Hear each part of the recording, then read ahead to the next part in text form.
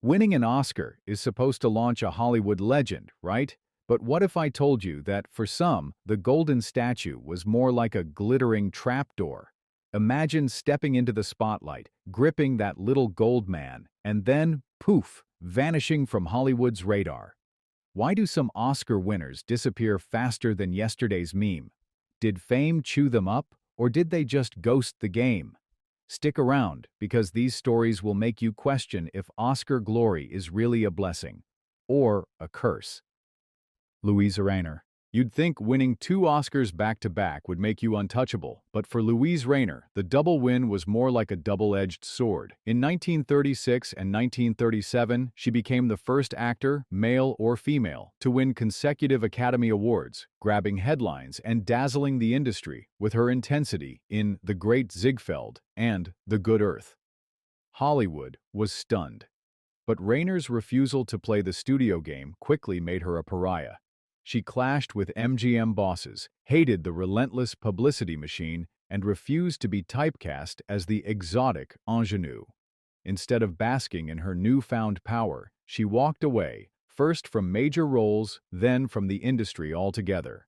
By the time the 1940s hit, Rayner was practically invisible in Hollywood, living mostly in Europe, and only occasionally resurfacing in the press as a symbol of Oscar's weird sense of humor. Her story is the ultimate cautionary tale. Sometimes being the first just means you're the first to find out how little Hollywood loyalty really means. For Rayner, 2 Oscars opened doors, right out of town. Harold Russell.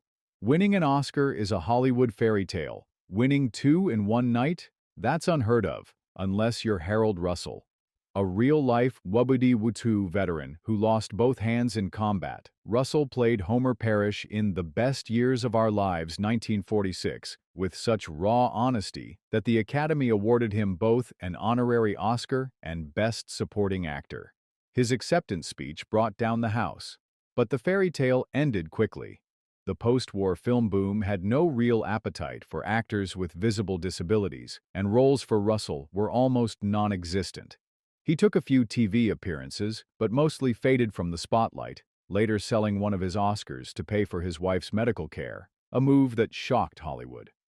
Russell's story isn't just about sudden stardom. It's about how quickly the industry turns its back when the war hero novelty wears off. His Oscar night was unforgettable, but for Hollywood, he was a one-act play. Ray Milland. Ray Milland wasn't just a handsome leading man. He was a risk-taker. His Oscar-winning performance in The Lost Weekend, 1945, broke all the rules, diving headlong into the tormented psyche of an alcoholic writer at a time when Hollywood rarely tackled addiction head-on. The industry gasped, critics swooned, and Milland found himself at the summit of his profession. Then the air got thin. Instead of catapulting to greater heights, Milland was quickly typecast, his talent squandered on B-movie thrillers, creature features, and TV cameos. He worked, sure, but not the way a Best Actor winner was supposed to. Hollywood seemed almost embarrassed by how good he'd been, unsure what to do with an actor who could go so dark. By the 1960s, Milland was more likely to be found fighting mutant monsters than rivaling the likes of Bogart or Gable. His Oscar didn't guarantee stardom. It trapped him in a box he'd never quite break out of. Joan Fontaine. Sibling rivalry is tough, but beating your own sister for an Oscar? That's a plot twist even Hollywood wouldn't dare script. Joan Fontaine's 1941 win for Suspicion set off a media firestorm, and the industry buzzed with rumors about her icy relationship with Olivia de Havilland. The win should have been a launchpad for greatness, but it became the defining moment she could never quite outshine. Fontaine's career zigzagged into less and less rewarding roles as she took artistic risks and the studios slowly lost interest. By the late 1950s, the offers dried up. She moved to stage and television, her film legacy slowly dissolving into trivia night questions about those feuding sisters. In the end, Fontaine's Oscar didn't settle the family score. It just added fuel to the fire.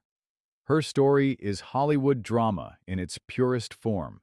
The queen for a day who ended up alone at the ball. Edmund Gwyn. If you've ever believed in Santa Claus, thank Edmund Gwyn. His twinkling, utterly convincing turn as Kris Kringle in Miracle on 34th Street, 1947, won him the Oscar and a permanent place in America's heart. Gwyn became the template for all movie Santas to follow. But here's the thing, no one wants Santa Claus in July. After his win, Gwyn was locked into the kindly old man role, Hollywood's go-to grandpa, and quickly found himself typecast. As new waves of leading men stormed the studios, Gwyn's opportunities shrank.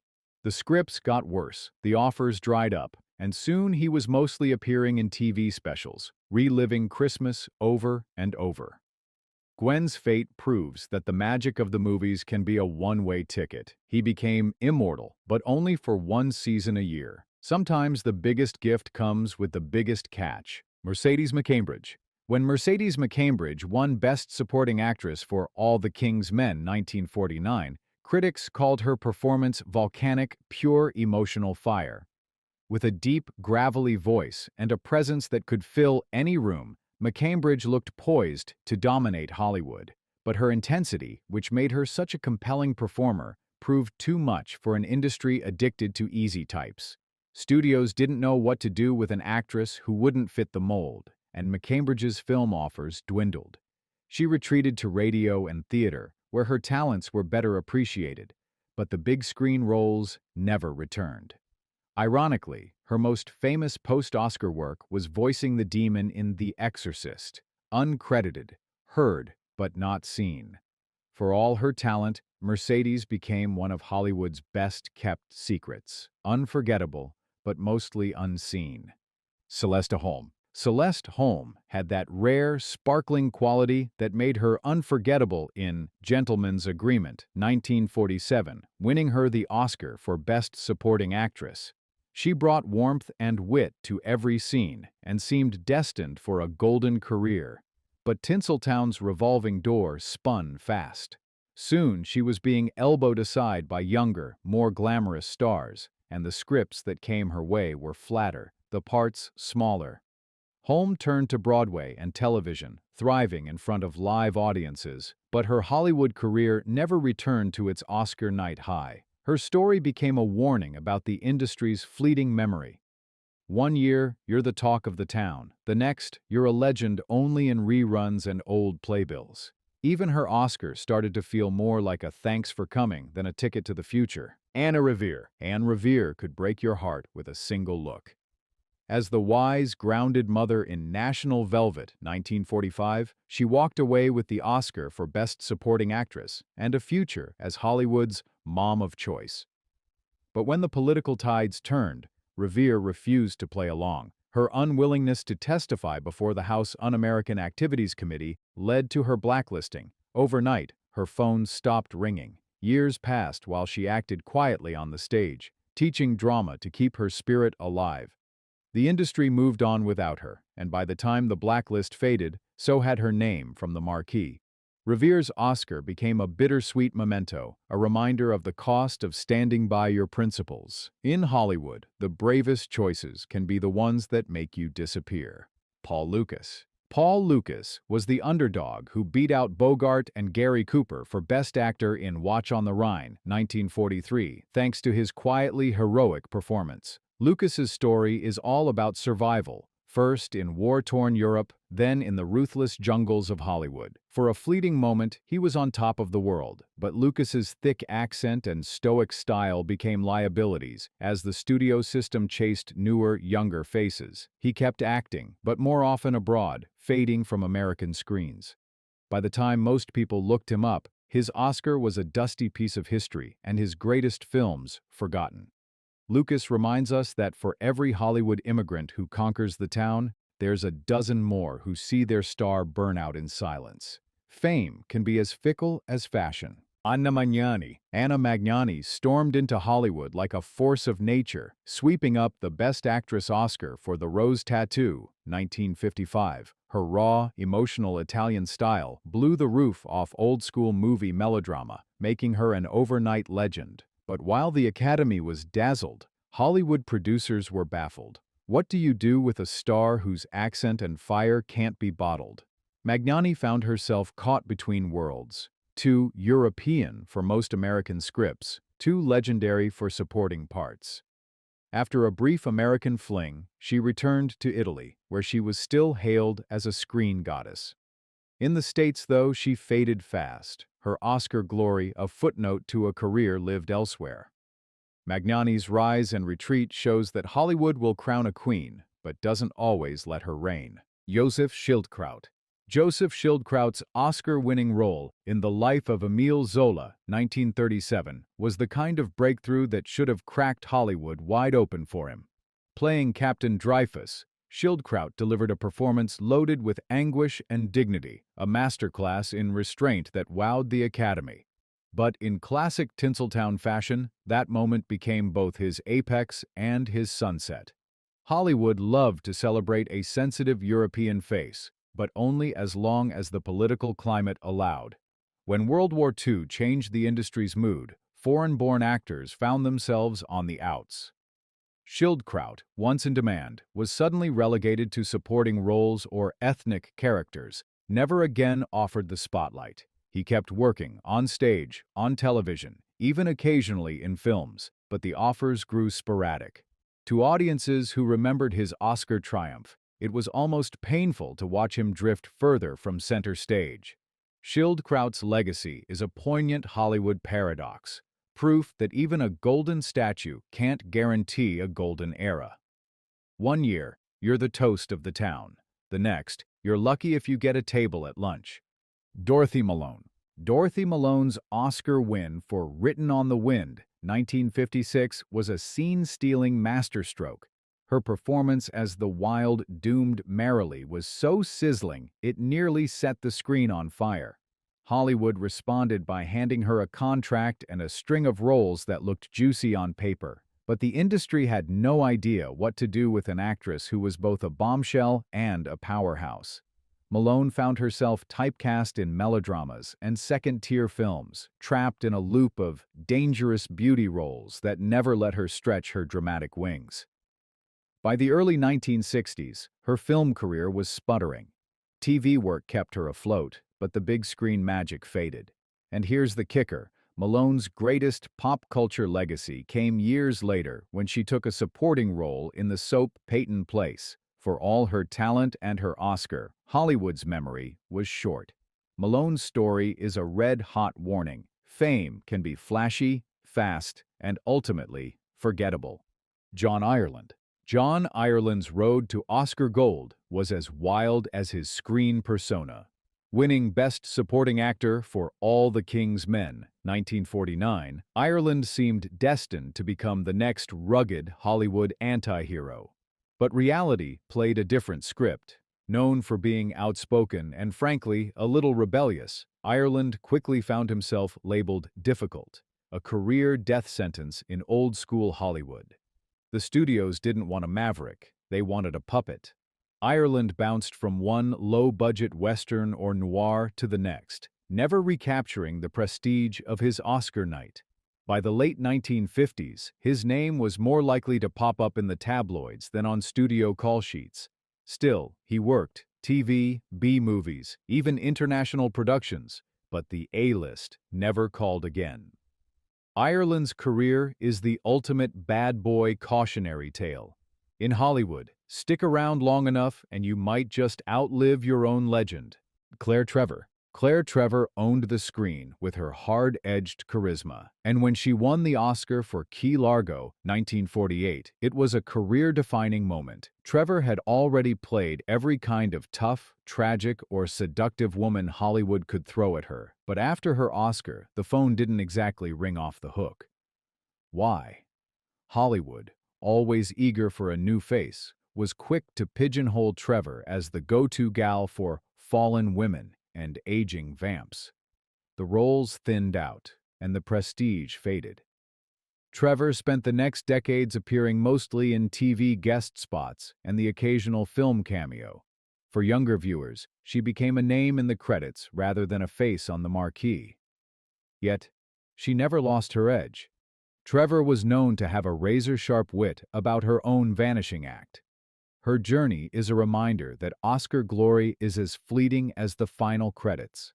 In Hollywood, you're only as big as your last hit. George Chakiris went from chorus boy to instant icon thanks to West Side Story 1961, where his performance as Bernardo danced, snapped, and fought its way into Academy history. He took home the Best Supporting Actor Oscar, and for a moment it looked like Chakiris would headline the next wave of musicals and dramatic hits. But Tinseltown's obsession with types did him in. The industry couldn't see past his ethnic roles, and musicals were falling out of fashion. Chakiris landed a handful of movie and TV gigs, but his brand of stardom faded fast. By the late 60s, he was more likely to be found on the stage in Europe than on a Hollywood set. Chakiris's story is the perfect Hollywood contradiction. One minute, you're leading the coolest gang in movie history. The next, you're a trivia answer in a movie buffs game. For George, the Oscar was a ticket to stardom with an expiration date. Dean Jagger's win for 12 O'Clock High, 1949, should have put him on Hollywood's A-list for good. His stoic portrayal of Major Stovall, a man weathered by the weight of war, struck a nerve with critics and audiences. But Jagger wasn't the type to play the industry's game. Rather than milk his new status, he opted for offbeat roles, shifting between films, TV, and even the occasional Broadway run. The result? Jagger became one of those actors whose face everyone recognized, but whose name was always on the tip of your tongue. His gentle intensity made him perfect for mentors and authority figures, but Hollywood had a short memory for subtlety. By the 1960s, big film roles vanished, and Jagger found himself mostly in TV guest spots or smaller projects. Still, he never seemed bitter. Jagger's vanishing act was almost by design, a man who preferred the quiet dignity of working to the roar of the crowd. His Oscar win didn't make him a superstar, but maybe that was the point. Sometimes, the truest legends are the ones who slip quietly into the background, leaving only their best scenes behind. Red Button's Oscar win for Sayonara, 1957, came as a shock to the old guard. Here was a comic, a vaudeville act, suddenly crowned Best Supporting Actor for a heartbreakingly dramatic role. It looked like Buttons was about to be taken seriously by Hollywood, but the industry had other plans. Despite the gold statue, he was never quite able to shake his reputation as a funny man. Roles dried up as casting directors boxed him in, unsure if audiences wanted Serious Red or the guy who made them laugh. Frustrated, Buttons returned to TV variety shows, panel games, and stand-up. He'd pop up occasionally in films, but never again with the gravity or buzz of his Oscar moment. For all his talent and versatility, Buttons was forced back into a corner by Hollywood's fear of crossing boundaries. His Oscar was both a door-opener and a reminder. Sometimes the industry loves you most when you're playing exactly the part they expect. Shirley Booth was a sensation on stage, but it was her searing, vulnerable performance in Come Back Little Sheba, 1952, that earned her an Oscar and national fame. Hollywood couldn't believe the depth Booth brought to a lonely, broken woman, a performance that still rattles viewers. But Booth was never seduced by the trappings of the movie business. She made only a handful of films, then walked away, retreating to her beloved theater and, later, a successful run in the TV sitcom Hazel. For Booth, Hollywood was always a side trip, not a destination. The Oscar didn't trap her in a golden cage. It set her free to do exactly what she wanted. She vanished from the movie spotlight by choice, a rare move in a town built on relentless self-promotion. Booth's story isn't one of exile, but of escape. Sometimes the brightest talents are the ones who know when to say, enough. Ernest Borgnine. When Ernest Borgnine took home the Oscar for Marty, 1955, he stunned Hollywood. A burly character actor, known mostly for tough guy roles, suddenly transformed into a leading man with heart. For a moment, Borgnine was everywhere, gracing magazine covers, scoring top billing. But as quickly as it came, the A-list attention faded. Hollywood couldn't figure out what to do with a sensitive everyman who didn't fit the matinee idol mold. Borgnine bounced through a slew of genre films, supporting roles and TV parts, never quite regaining the Oscar high. Yet, unlike some who withered in the spotlight, he thrived on steady work, building a long and varied career. Still, his moment of stardom was brief, a flash of glory in an otherwise journeyman path. Borgnine's tale is proof that Hollywood loves a good story, but it doesn't always stick around for the sequel. Burl Ives. Burl Ives is one of those Oscar winners whose name rings bell, but whose film career, after the big win, mostly evaporated. His Best Supporting Actor trophy for The Big Country 1958 recognized his hulking, commanding presence and rich, resonant voice. For a brief period, Ives was the man for gravitas, a perfect fit for patriarchs and legends. But Hollywood soon ran out of parts for a gentle giant, and Ives found more consistent acclaim as a folk singer, recording artist, and occasional TV presence. Who hasn't heard him as the voice of Sam the Snowman in Rudolph the Red-Nosed Reindeer? Movie roles shrank to cameos and curiosities. While he was never exactly gone, his voice lived on in every American home each December. His Hollywood star power quietly melted away. Ives is the rare Oscar winner who didn't fight his own fade out. He just drifted, like a melody you can't quite remember, but never fully forget. Haing S. Haing S. Ngor's Oscar win for The Killing Fields, 1984, is one of the most staggering stories in Hollywood history. A Cambodian doctor who survived unspeakable horrors under the Khmer Rouge, Ngor had never acted before stepping onto the set. His performance as Dith Pran was so raw and real, it shook audiences and the Academy. But lightning never struck twice. Hollywood, despite showering him with awards, struggled to find more roles for an Asian immigrant with a thick accent and real-life trauma in his eyes. Ngor found himself typecast, or simply ignored, and he soon disappeared from the mainstream film world. He dedicated his life to activism for Cambodian refugees, turning down offers that felt hollow or tokenizing. Tragically, Ngor was murdered in Los Angeles in 1996, his Hollywood story ending in both triumph and heartbreak. For all its talk of honoring new voices, the industry left Ngor behind almost as quickly as it discovered him. Art Carney's Best Actor Oscar for Harry and Tonto, 1974, shocked nearly everyone. He beat out Al Pacino, Dustin Hoffman, and Jack Nicholson in their prime. Known best as TV's Ed Norton, Carney suddenly found himself at the top of the movie heap as an elderly widower on a cross-country odyssey. Yet, Carney was never interested in chasing Hollywood stardom. After his surprise win, he mostly returned to television, comedy, and stage, letting the serious actor label drift away. The film industry, for its part, seemed just as confused about what to do with Carney as he was. Roles never matched the emotional resonance of Harry and Tonto, and the offers slowly faded.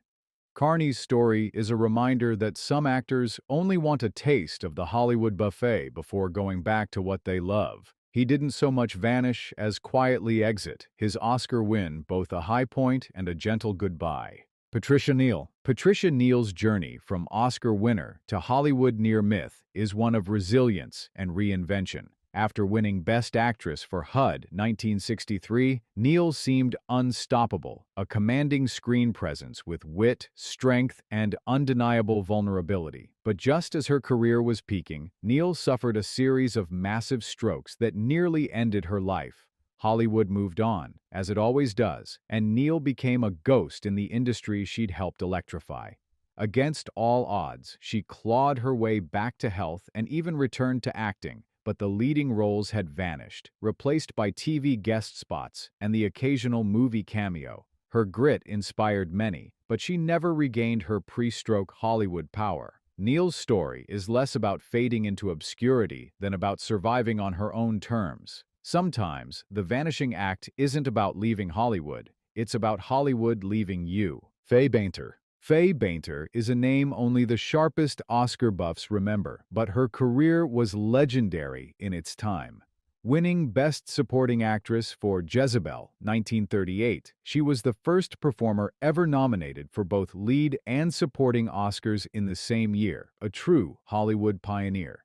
Yet, by the 1940s, Bainter had faded from center stage, shifting from major roles to motherly or matronly characters and, finally, into the wings.